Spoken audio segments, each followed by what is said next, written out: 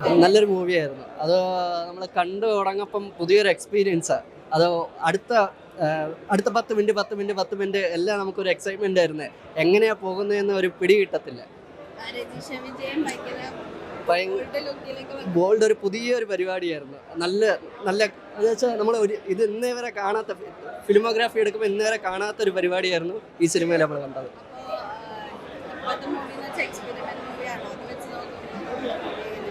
ഭയങ്കര ഫ്രഷാണ്, എക്സ്പെരിമെൻ്റലാണ്. അതുകൊണ്ട് നമുക്ക് നിരാശയില്ല, പുതിയൊരു എക്സ്പീരിയൻസാണ് കിട്ടുന്നത്. അപ്പോൾ നമുക്ക് പീക്ക് എക്സൈറ്റ്മെൻറ്റ് തന്നെ നമുക്ക് ഈ ഫിലിം കാണുമ്പോൾ കിട്ടും. മൂവി നല്ല നല്ല മൂവി, ഇറ്റ്സ് ഡിഫറെൻറ്റ്. അപ്പോൾ ആ ഒരു എക്സ്പീരിയൻസ് കിട്ടുമെങ്കിൽ തിയേറ്ററിൽ തന്നെ കാണണം.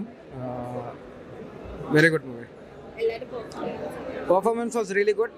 പെർഫോമൻസിനെക്കാട്ടിലും ആ ഹോൾ സെറ്റപ്പ് ഇറ്റ്സ് ഡിഫറെൻറ്റ്. അപ്പോൾ എന്തായാലും ഒന്ന് കാണണം. അങ്ങനത്തെ movie I don't think we have seen before. Maybe Loka, പക്ഷേ ഇത് it's a different movie. We should see.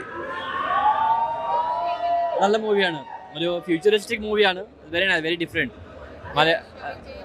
Very nice, very good acting. Rajisha, ഞാൻ ആദ്യമായിട്ടാണ് രജിഷ ഇങ്ങനെ ആക്ട് ചെയ്യുന്നതാണ്. Very nice, very good, very different experience. I think theatre experience ആണ് ഇത്. എനിക്കൊന്ന് OTT-നെക്കാട്ടിലും കൂടുതൽ എഫക്റ്റ് ആവുന്നത് ഇത് തിയേറ്ററിൽ വരുമ്പോൾ കാണുമ്പോഴായിരിക്കും. I think the must watch theatre movie. അവതാറിൻ്റെ ഒരു മോഡലിലാണ് പോകുന്നത്. ഇങ്ങനെ ആവാം, ചിലപ്പോൾ ഇതിൽ കൂടുതലാവാം. പക്ഷെ നമ്മളൊക്കെ അറിഞ്ഞിരിക്കേണ്ട ഒരു സംഭവം തന്നെയാണ് കേട്ടോ. മനുഷ്യൻ്റെ മൈൻഡല്ലേ, എത്ര പെട്ടെന്ന് കട്ടാവുമെന്ന് പറയാനില്ല. ചിലപ്പോൾ നമ്മൾ പഴയ കാലഘട്ടം എപ്പോഴും ഓർത്തിരിക്കുന്നവരുണ്ടാവും, പക്ഷേ ഈ പുതിയ കാലഘട്ടത്തിൽ മറവി സംഭവിച്ച ആൾക്കാരുണ്ടാവും. അതൊക്കെ എല്ലാം ഭംഗിയായിട്ട് എടുത്തിട്ടുണ്ട് കേട്ടോ, അന്ന് അടിപൊളിയായിട്ടുണ്ട്. പിന്നെ രജിഷ വിജയ് ഇപ്പോൾ തമിഴിലൊക്കെ കയറിയിട്ട് ഇപ്പോൾ മലയാളത്തിൽ വന്നിട്ട് ഫസ്റ്റ് ഒരു സൂപ്പർ മൂവിയാണ്. നല്ല തകർപ്പൻ പെർഫോമൻസ് പറയാം. എന്ന് വെച്ചാൽ നായകനും വില്ലനും ഒക്കെ 34 ഒരു രക്ഷയില്ല. പടം കണ്ടിരിക്കാൻ നല്ല രസമാണ്. നല്ല ഫ്രെയിമും അടിപൊളി കോസ്റ്റ്യൂമും പറയാതിരിക്കാൻ പറ്റില്ല. കോസ്റ്റ്യൂമിൻ്റെ ഒക്കെ നല്ല അടിപൊളി കോസ്റ്റ്യൂം. Real movie. എല്ലാവരും മസ്റ്റ് വാച്ചിങ്. മിസ് ചെയ്യരുത് ആരും. എല്ലാവരും തിയേറ്ററിൽ മസ്റ്റ് വാച്ചിങ്. വെറുതെ പറയുന്നതല്ല, സൂപ്പർ മൂവിയാണ്. ഭയങ്കര സന്തോഷം. കൃഷാന്തിനൊരു മൂവിയിലൊരു ഭാഗം പറ്റിയതിന് വലിയ കാര്യം. അപ്പം ഇവിടെ ഒരു വലിയൊരു അറ്റംപ്റ്റ് തന്നെയാണ് സൈഫൈ മൂവി.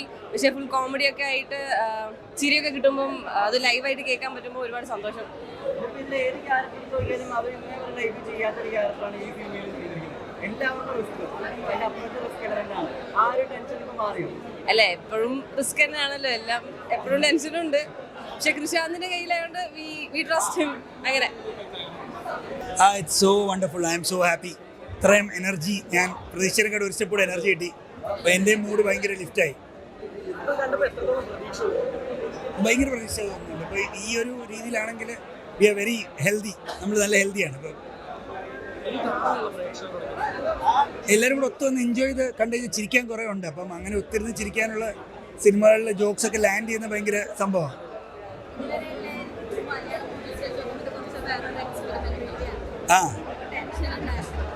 ഓൾവേസ് ടെൻഷൻ ഉണ്ടായിരുന്നു. കാരണം ഇതിൻ്റെ ജോക്സുകൾ ലാൻഡ് ചെയ്താൽ മാത്രമേ ഇതിൻ്റെ ഈ സൈഫൈ വർക്ക് ചെയ്യത്തുള്ളൂ. അപ്പം തമാശ ലാൻഡ് ചെയ്ത് തുടങ്ങിയപ്പോൾ ടെൻഷൻ മാറി. അത് ആദ്യത്തെ ഒരു 3-4 മിനിറ്റ് കഴിഞ്ഞപ്പോഴത്തേക്കും ചിരി കിട്ടി തുടങ്ങി. ഇപ്പം മനസ്സിലായി. ഞാൻ ഇതിനകത്ത് അഭിനയിച്ചിട്ടുണ്ട്. ആണോ? ഓക്കെ. ഞാൻ ഇതിനകത്ത് ഒരു ക്യാരക്ടർ ചെയ്തിട്ടുണ്ട്. ഇതൊരു സൈഫൈ മൂവിയാണ്. ഫ്യൂച്ചറിസ്റ്റിക് ഹ്യൂമർ ടച്ചുള്ള ഒരു സൈബർ പങ്ക് ജോണറിലുള്ള മൂവിയാണ്. അപ്പോൾ ആളുകൾക്കൊരു ക്യൂരിയോസിറ്റിയാണ്. കാരണം മലയാളത്തിൽ ഇങ്ങനെ ഒരു ജോണർ ഇതുവരെയും ആരും പരീക്ഷിച്ചിട്ടില്ല. സൈബർ പങ്ക് ജോണറിൽ വരുന്ന ഒരു മൂവിയാണ്. ആൻഡ് 2046 കേരളം, കൊച്ചിനെയൊക്കെ കൃഷാന്ത് പുള്ളിയുടേതായ രീതിയിൽ വിഷ്വലൈസ് ചെയ്തിരിക്കുകയാണ്. അപ്പോൾ അതിൻ്റെ ഒരു കാഴ്ചയാണ്. അതൊരു ഹ്യൂമറിൻ്റെ ടച്ചിൽ സാധാരണക്കാർക്ക് മനസ്സിലാവും. ഈവൻ സൈഫൈ ആണെങ്കിൽ പോലും എല്ലാ ആളുകൾക്കും മനസ്സിലാകുന്ന രീതിയിലാണ് അതിനെ വിഷ്വലൈസ് ചെയ്തിരിക്കുന്നത്. സോ എല്ലാവരും കാണുക. It's a different experience.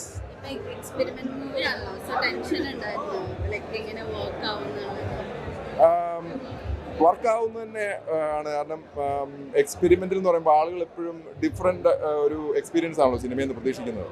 അത് ഇതിൻ്റെ അകത്ത് 100% ഉണ്ട് ആ എക്സ്പീരിയൻസ്.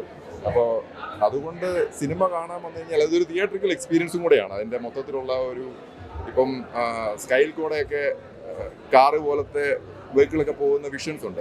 ഇപ്പം നമ്മളത് തിയേറ്ററിൽ എക്സ്പീരിയൻസ് ചെയ്താലേ ഉള്ളൂ അതിൻ്റെ ഒരു ഫീൽ കിട്ടത്തുള്ളൂ. ഇപ്പം നമ്മൾ ചെറിയ സ്ക്രീനിൽ കാണുന്നതിലും തിയേറ്ററിൽ കാണുന്നതും തമ്മിൽ നല്ല വ്യത്യാസമുണ്ട്. പ്രത്യേകിച്ച് ഈ മൂവി. കാരണം ഒരുപാട് വിഷ്വൽ എക്സ്പീരിയൻസ് ഉണ്ട് അതിന്. സോ എല്ലാവരും തിയേറ്ററിൽ പോയി കാണുക.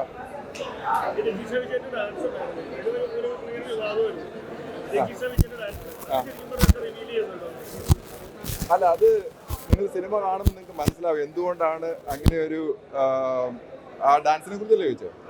സിനിമ കാണുമ്പോൾ തീർച്ചയായിട്ടും മനസ്സിലാവും അത് എന്തിനു വേണ്ടി ആയിരുന്നു ആ ഡാൻസ് എന്നുള്ളത്. അപ്പം ആ ചോദ്യത്തിനുള്ള ഉത്തരം അവിടെ കിട്ടും. ഞാൻ അതിനെക്കുറിച്ച് ഡീറ്റെയിൽസ് പറയുന്നില്ല, സിനിമ ആളുകൾ കാണട്ടെ.